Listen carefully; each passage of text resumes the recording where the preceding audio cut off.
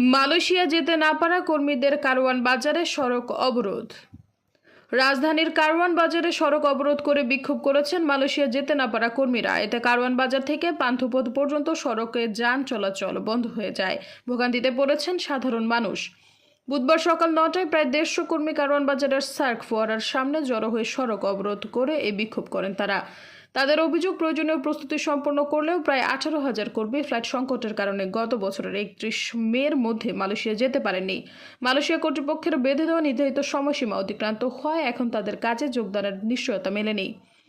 অবরোধকারীদের একজন বলেন, 5 লাখ টাকা দিয়েও মালয়েশিয়া যেতে পারেননি তিনি। বর্তমানে ঋণ করে চলতে হচ্ছে, পরিবার নিয়ে খুবই কষ্টের মধ্যে আছেন।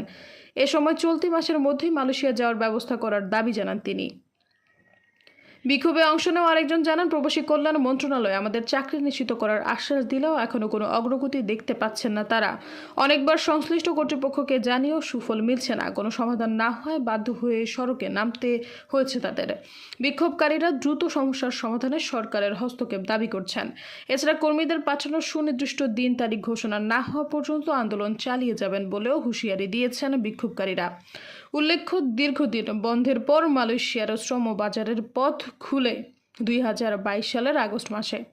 দেশটিতে 2024 সালের 31 মে পর্যন্ত 101টি রিক্রুটিং এজেন্সির মাধ্যমে 5.5 লাখ কর্মী পাঠানোর কথা ছিল, কিন্তু সব টাকা পয়সা পরিশোধ ও কাজের সুযোগ পেয়েও টিকিট জটিলতার কারণে দেশটিতে যেতে পারেননি প্রায় 18,000 কর্মী।